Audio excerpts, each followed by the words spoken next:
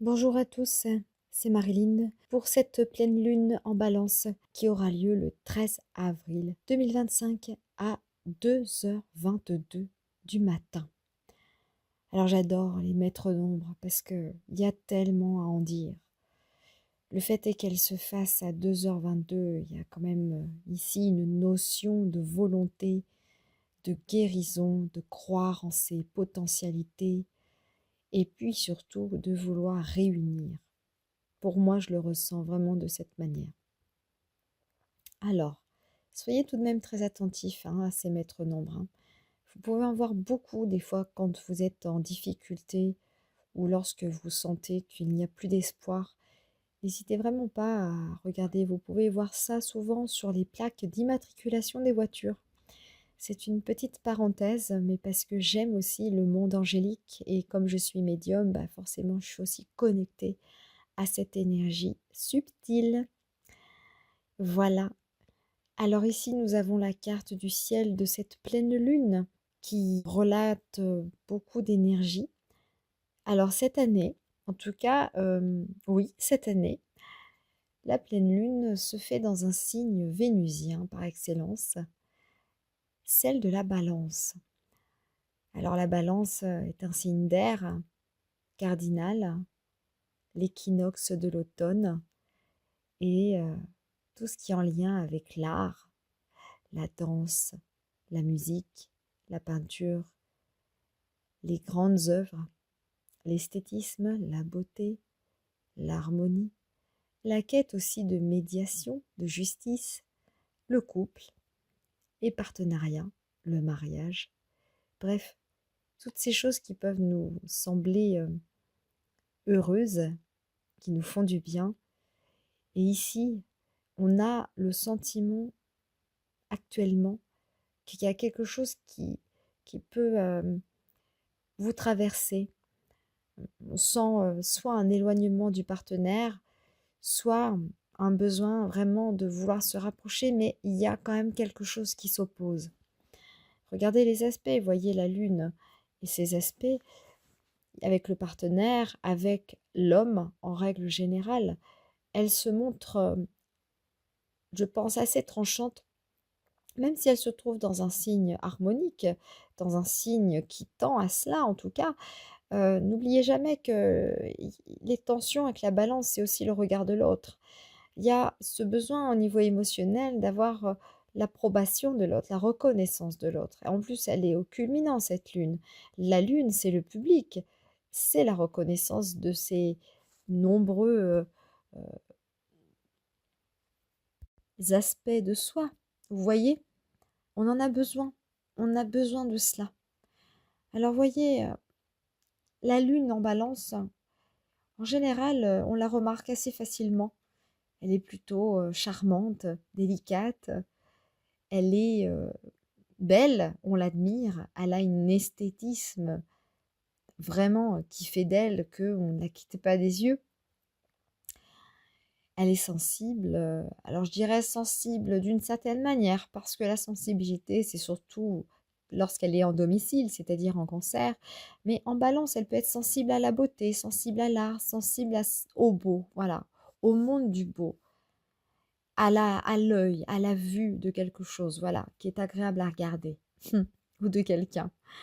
Voilà, écoutez, voilà, je ne sais pas comment vous ressentez en ce moment les énergies de cette pleine lune, mais vous pouvez aussi, encore une fois, trouver des réponses dans vos songes, et ces songes sont teintés balance. Alors figurez-vous que j'en ai fait l'expérience moi-même ce matin et même cet après-midi, puisque vous êtes aussi avec la lune connecté à un état modifié de conscience, et puis vous vous laissez traverser par des aspirations vénusiennes, quelque chose qui vous fait plaisir, quelque chose qui vous apporte du bien-être. Vous voyez ce que je veux dire? Et les couleurs aussi, les couleurs, symboles aussi de la beauté. Hem, vous pouvez aussi être traversé par des images, des choses qui vous qui vous parle, qui vous donne des réponses sous forme de symboles, sous forme de couleurs. Regardez juste le fait déjà, la manière dont les gens peuvent s'habiller ou la manière dont vos rêves sont colorés, ça va en dire énormément sur la personne et sur vous-même. Hein, vous voyez, par exemple, je vous dis ça parce que la lune, c'est quand même l'intimité, c'est l'inconscient, c'est le monde du rêve, c'est la maman, la matrice, quoi. Hein. Et en balance, eh bien, on est touché par elle parce que on est dans cette admiration et on a envie aussi que les choses s'arrangent. Alors là, je vous dis ça parce que il y a quand même ce carré à Mars, qui Mars, bien sûr, dans quelques jours, le 19 avril, pour ne pas le nommer, va rentrer à nouveau dans le signe feu fixe du lion. Et il est resté quand même un sacré bout de temps dans le signe du cancer et à faire de multiples allers-retours, rétrogradations entre ces deux signes cardinal et fixe, eau et feu. Donc l'eau éteint le feu, voyez ce que je veux dire. Donc ici, quand la balance se trouve au carré de Mars, il y a quelques malentendus, des choses qui ne sont pas totalement comprises dans votre foyer, avec l'opposition au soleil, ça touche aussi le mari, ça touche votre mari, ça touche vous. En tant que femme, la lune, c'est la mère, c'est la femme que vous êtes, c'est vos émotions. Et là, on a envie, il y a de la volonté. Vous voyez, le soleil en bélier, en maison 3, puisque l'ascendant se trouve à 29 degrés de cette pleine lune en Sagittaire. Donc, vous avez quand même cet aspect-là de l'axe 3-9 qui est très valorisé au niveau de la communication, au niveau de l'envie d'évoluer spirituellement. C'est pas facile.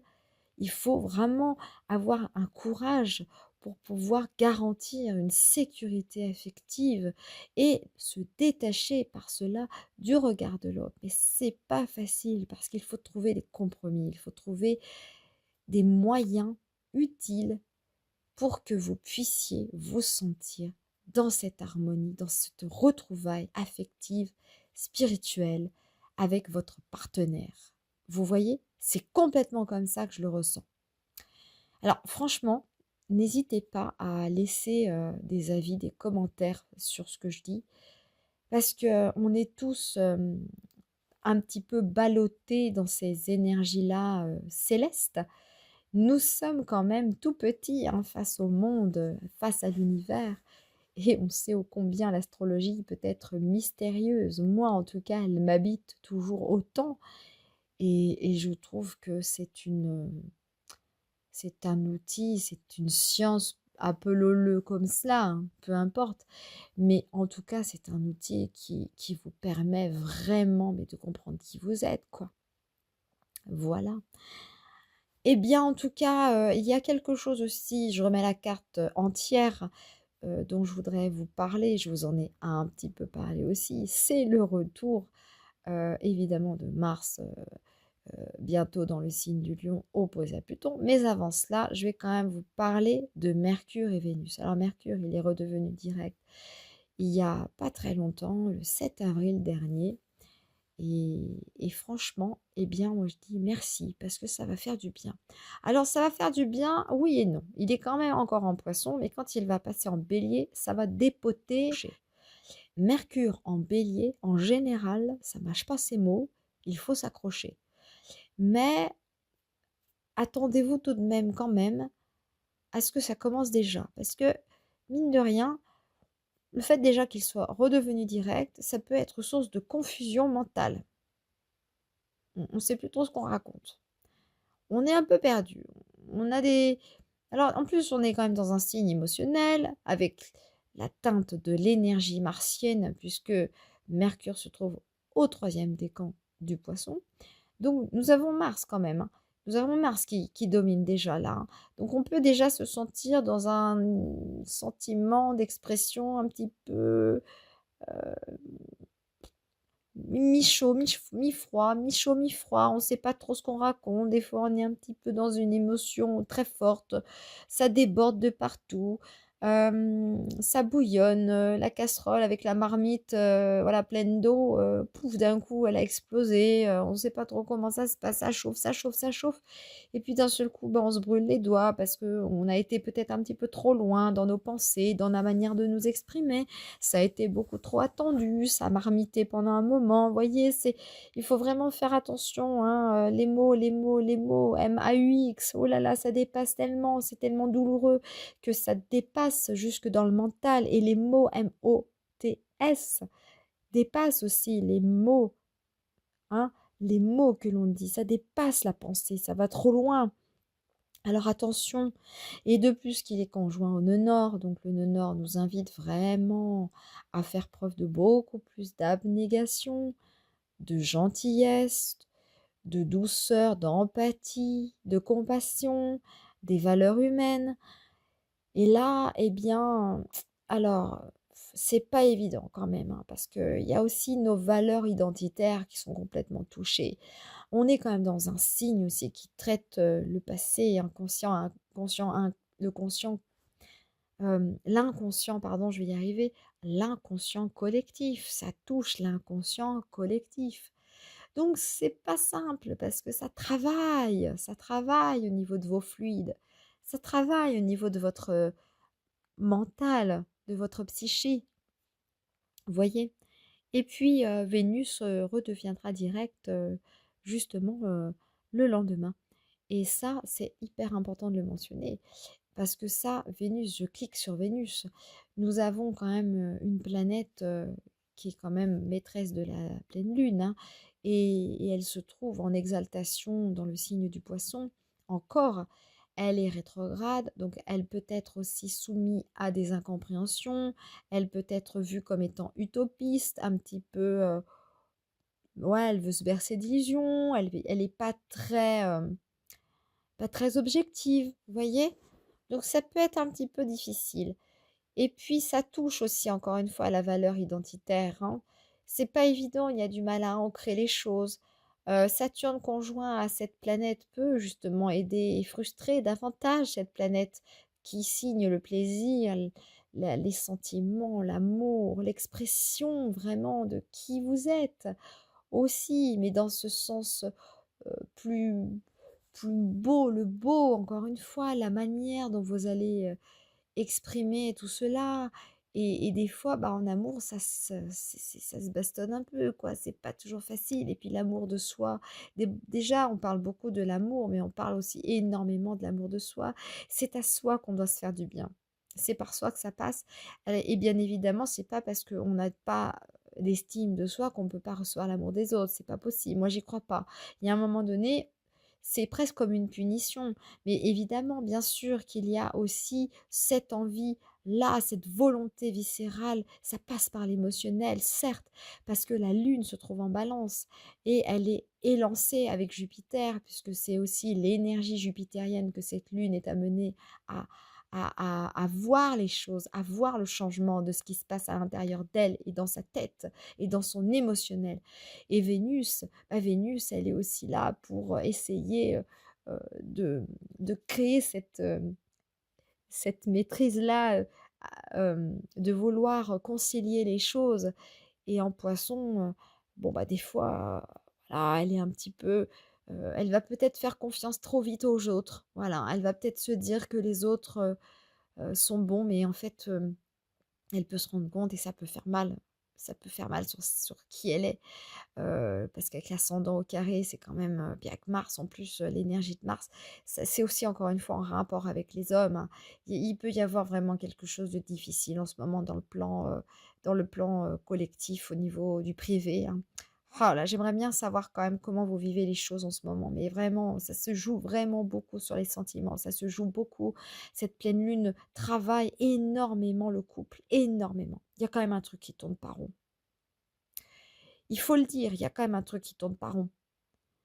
Voilà. Ça va dépendre aussi de votre thème, mais là, moi, je ne parle pas de l'astrologie mondiale, même si on en parle quand même. Mais parce que bon, la politique, encore une fois, il faut suivre et puis c'est encore de l'énergie que l'on met dedans et puis il y a d'autres confrères qui savent mieux faire que moi. Moi, j'adore les célébrités, moi j'adore, l'histoire aussi un petit peu quand même, mais là, c'est pas la question. Là, moi, je parle vraiment d'un point de vue des sensations, de ce que j'observe, de ce que je vis, de ce que les autres vivent, de ce que j'observe autour de moi. J'ouvre les yeux, je suis aux aguets. Donc, vous pouvez être autant que moi, identiquement aux aguets. On ne peut pas ne pas être aux aguets quand on voit ce qui se passe autour de nous dans ce monde. Vous voyez, c'est important et c'est intéressant de le mettre en place, tout ça. Voilà, écoutez, je vais revenir sur mes moutons avec quand même Mars qui s'oppose à Pluton, donc les aspects de Mars. Alors les aspects de Mars, waouh, il y a énormément d'aspects de Mars. Vous voyez pourquoi je vous parle que c'est très folklorique, pourquoi c'est énorme en termes d'énergie, énorme. Vous avez plein de trigones à l'amas planétaire en poisson. C'est magnifique, il y a une dynamique. Et en plus, ça tombe dans la maison 7, dans la maison de la Lune, en cancer, avec l'énergie de la Lune. Ils sont carrément en harmonique avec les nœuds. Alors ça, c'est quand même assez incroyable. C'est-à-dire que vous avez les clés, encore une fois, pour actionner une dynamique intrafamiliale. Vous avez toutes les clés. Alors bien sûr, ça va secouer un petit peu la marmite, hein, encore une fois, hein. Attention de ne pas vous brûler les mains, hein. Attention, attention, hein, quand même, hein. Les mains, c'est aussi la manière dont vous allez être bercé dans votre matrice. C'est aussi la manière dont votre maman vous prend dans les bras. C'est aussi tout ça. Les mains, c'est avec les mains, on peut faire plein de choses. On peut caresser, quelqu'un et on peut le gifler. Et oui, on peut faire énormément de choses avec nos mains. Vous voyez ce que je veux dire? Et c'est une métaphore, hein, quand je dis ça, attention, hein, je ne suis pas pour les gifles, attention, hein. Mais en tout cas, quand je vous dis ça, c'est qu'avec Mars et avec cette énergie lunaire, puisqu'il est quand même dans le dernier décan du Cancer et en maison 7, la maison dont la Lune, en tout cas, se trouve être maîtresse, puisque c'est surtout parce qu'elle se trouve dans le signe de la Balance. La maison 7, c'est quand même le septième signe du zodiaque, Balance, hein. Attention, hein, c'est quand même la septième maison. C'est le descendant à proprement dit, hein. C'est important, hein, c'est vraiment important, hein. C'est le partenaire, hein, c'est quand même votre mari ou votre conjointe, hein. Donc il est normal que en ce moment ça travaille quoi, à ce niveau-là. Puisqu'on est dans ces énergies-là de partenariat, de vouloir se marier, de ne pas se marier, il y a un truc avec l'union, hein. Il y a un truc avec l'union civile, le mariage à l'église, le mariage de ci, de là. Enfin, vous voyez, il y a vraiment quelque chose de très spirituel, de vouloir s'unir, mais on n'y arrive pas. C'est maladroit, voilà.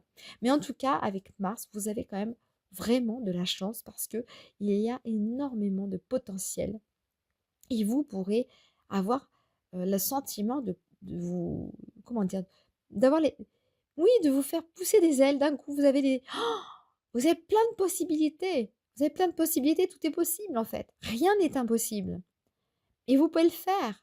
Alors même si c'est bloqué, purée, vous allez vous donner les moyens de vous sortir de la, de la mouise, hein, tout simplement.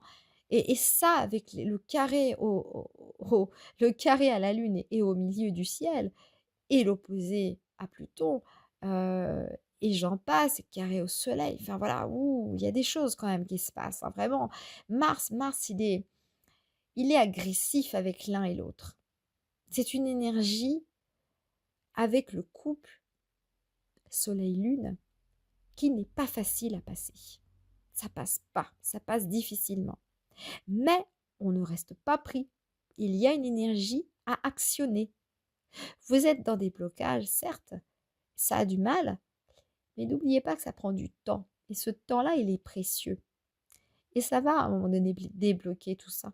Vous allez voir, ça va débloquer tout seul à un moment donné. C'est obligé. Vous êtes quand même en train de vivre une pleine lune en balance à 2h22 du matin. Vous voyez bien quand même que ça demande force. Vous allez faire appel aux anges, aux guides spirituels. Les guides spirituels sont là pour vous aider. Ils attendent que ça. Et vraiment, émettez énormément de prières, de pensées positives, de visualisation. Profitez-en. armez-vous, prenez des pierres. Je sais pas, moi j'ai les pierres, j'ai des choses qui me viennent, j'ai des couleurs qui me viennent. C'est vraiment d'un coup, vous êtes connecté à quelque chose qui vous fait du bien, la pierre de lune par exemple, hem, l'améthyste, quelque chose qui rapport, à votre énergie. En tout cas, il y a le violet, je vois le violet. Il y a le rose avec, justement le quartz rose, avec Vénus, associé à Vénus, à l'amour, le chakra du cœur. Profitez de cette pleine lune en Balance pour pouvoir reconnecter à des choses comme ça, vous voyez? Et ça va vous permettre d'ouvrir et de pardonner et d'essayer d'aller, de faire le pas vers l'autre parce que l'autre, il attend que ça. Mais il y a des fois, il y en a un qui recule. En fait, vous voyez pas, vous pensez à lui, vous pensez à elle et puis vous voyez, c'est comme s'il y avait quelque chose qui fait qu'il y a une répulsion, vous voyez? Il y a un aimant quand vous êtes très, très loin et il y a une répulsion quand vous êtes très, très près. C'est vraiment ça l'opposition soleil-lune et c'est exactement comme ça que je perçois l'énergie. Vous voyez, vous avez quand même un Mars qui s'oppose à Pluton, c'est pas évident du tout, ça se fait avec les eh bah, les 2 quand même. Les Vous avez la lune quand même qui se trouve, vous le voyez, hein, vous avez la lune qui se trouve notée du 3e décan du Cancer, vous voyez une petite lune et vous avez Mars qui est vraiment dans cette énergie, d'autant plus qu'il est quand même dans la maison de la lune au départ, il est en Cancer et vous avez Pluton qui se trouve dans l'énergie vénusienne, hein. Donc ici, il y a vraiment à tendre à quelque chose et à transformer tout ce qu'il y a en rapport avec le sentiment, le couple, thérapeutique, hein. Il y a une initiation, ça peut passer par la sexualité, c'est clair. Il y a un besoin de faire l'amour avec l'autre, de faire l'amour avec son émotionnel, de faire l'amour avec tout ce que l'autre peut représenter pour vous. Et ça, c'est vraiment cette énergie-là que je ressens avec ce que je vois de cette opposition Mars-Pluton et de cette opposition Lune-Soleil. Je suis toujours sur les aspects de Mars, mais regardez les aspects qu'il fait, c'est quand même incroyable. Il y a tellement de potentiel derrière. Il y a tellement matière à se réconcilier. Il y a tellement matière à vouloir aller, ok, j'y vais, quoi. Ah là, j'ai plus peur. Je vais me lancer, je vais lui dire les choses et je vais me mettre à nu émotionnellement. Comprenez? Eh bien écoutez, moi je vous remets la carte entière. Qu'est-ce que je pourrais dire d'autre encore une dernière fois? Écoutez, je vais quand même le maître de l'ascendant de cette pleine lune, hein, qui est quand même Jupiter, qui se trouve aussi dans l'énergie de Mars, bah, décidément, et dans le quotidien, dans la maison 6, maison de la Vierge. C'est vraiment intéressant parce que lui, il va apporter aussi du soutien à cette lune vénusienne, hein, qui est quand même aussi dans cette énergie jupitérienne. Il y a comme un élan, je vous dis, un élan de l'émotionnel. Il y a un élan de l'émotionnel à exprimer. On va pouvoir oser parler et c'est les autres qui vont accueillir des choses que peut-être qu'ils n'avaient pas prévues, qui peut-être qui est une manière aussi de vous voir tel que vous êtes en fait, avec vos traumas, avec vos moments où vous êtes un petit peu cyclotimique. Voilà, vous êtes un petit peu tout feu tout flamme, un coup ça va, un coup ça va pas, avec des vagues émotionnelles et vous avez tout intérêt à ce moment-là, dans ces moments de doute intense avec le soleil quand même en bélier, signe quand même de l'expression orale en maison 3 avec le bélier, purée, vous êtes encore dans l'énergie de Vénus. Le soleil se trouve dans l'énergie de Vénus, il se trouve déjà au 3e décan à 23 degrés. Et il est en parfait aspect, parfait avec le Jupiter qui est comme un bénéfique souple, qui est vraiment... j'allais dire simple. Ah oui, c'est simple avec Jupiter quand tout va bien. Oui, c'est d'une grande simplicité, mais c'est d'une grande expansion aussi. Ça tend à aller vraiment vers une quête de sens de cet émotionnel, de ce qui nous traverse, hein. Vous voyez ce que je veux dire? Eh bien, écoutez, franchement, moi, je pense quand même qu'on est tous sur la bonne voie, même si on est ballotté. Je remets la carte. Même si on est ballotté dans tous les sens, qu'on se trouve un peu dans un bateau, on n'est pas très stable, hein, parce que vous avez quand même encore l'aspect poisson qui est très marqué, hein. Vous avez quand même Vénus, vous avez Saturne, vous avez le nœud nord. Vous avez Mercure, pouh, ça fait beaucoup, hein, et vous avez quand même, pas très loin, mais bon, il en sort quand même et vous avez eu longtemps Neptune et Neptune, il est en Bélier, depuis quelque temps, ça fait pas non plus, quelques semaines déjà, je pense. Ça passe tellement vite que déjà j'ai déjà plus la notion du temps et puis, je crois que c'est en octobre, qui va rester, en Bélier et il rétrogradera et fera un dernier jet en Poisson pour voir est-ce que vous avez bien retenu la leçon, mes chers amis? Est-ce que vous connaissez un petit peu, l'histoire, de l'humanité? Est-ce que vous avez envie de rester campé sur vos positions? Est-ce que vous avez envie d'apporter plus d'humanité à votre être? Est-ce que vous avez envie de vous retrouver aussi un peu plus proches des uns et des autres? Est-ce que vous n'avez pas envie de considérer l'autre comme un ennemi? Parce que c'est ça en fait. C'est ça, il faut se battre pour ce qu'on croit. Et Neptune, il va être là aussi pour le dire. Vous voyez? Donc, vous voyez, cette carte, elle est quand même assez intense, hein, en termes d'émotionnalité, en termes d'énergie, en termes de colère, en termes de contradiction, d'opposition. Vous avez quand même beaucoup d'énergie difficile. Mais bon, il faut en passer par là pour évoluer. Et on n'est pas sorti de l'auberge. Il y en a pour un petit moment, hein. De toute façon, on arrive à la fin d'un cycle. 2025, c'est la fin d'un cycle. Il n'y a pas photo. Et après, ça va changer. Vous allez voir, l'année prochaine, en 2026, on sera en année 1. Donc là, on termine un cycle. C'est pour ça que c'est un petit peu le bordel. Et des fois, pour retrouver l'ordre, il faut du bordel, hein. Ça, vous savez, dans art-thérapie, où je me suis formée, on nous l'a enseigné, hein, c'est clair. Et on a énormément travaillé aussi les symboles. Et c'est vrai que ça tout se relie, tout se relie.